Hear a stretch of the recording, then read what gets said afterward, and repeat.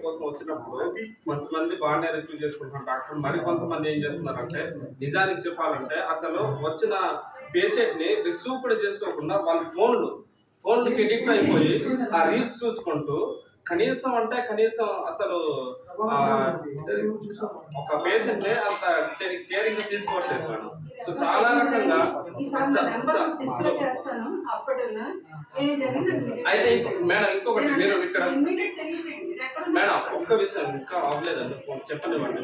ఇక్కడ అంతా కూడా నివసించేది ఒక గిరిజనులు ఒక ఆదివాసి బిడ్డలే. సో వాళ్ళు ఏంటంటే చదువుకి దూరంగా ఇప్పుడు దాకా అంటే కింద వాళ్ళతో పోలిస్తే ఎటువంటి జ్ఞానంతో ఉన్నారు.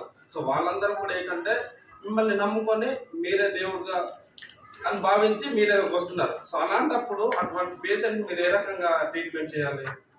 కానీ జరుగుతుందా? రాలేదు, అయిపోయింది. ఇకపై నుండి అలాంటి పరిణామాలు రాకూడదు అన్న ఉద్దేశం. మీకు ఇంకో విషయం మేడం, పూర్తి వినండి. మీరు చెప్పింది మేము విన్నాము, మేము చెప్పింది పూర్తి స్థాయిలో మీరు విన్నాము. రఘురామ్ సార్ గారు ఉండేవారు, మహేష్ డాక్టర్ గారు ఉండేవారు, చంటి పిల్లల డాక్టర్ దశరథి గారు ఉండేవారు. నా మనవాడు ఇక్కడ చిన్న పిల్లలు.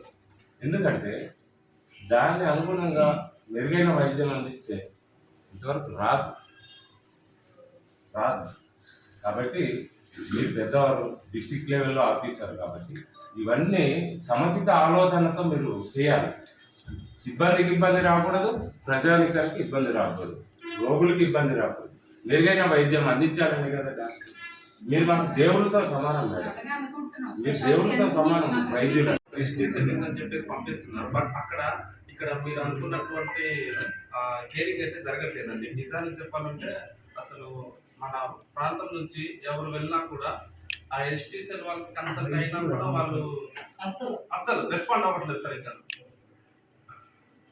దీన్ని ఎట్లా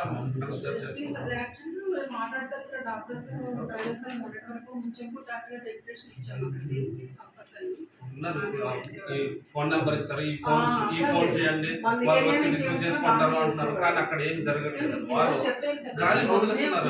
మన ట్రైబల్ ఏరియా నుంచి వీళ్ళ పేషెంట్ మీకు వెళ్ళినంత అన్ని ఏంటంటే ఇక్కడ ఏం టెస్ట్ ప్రొవైడ్ చేయాలి.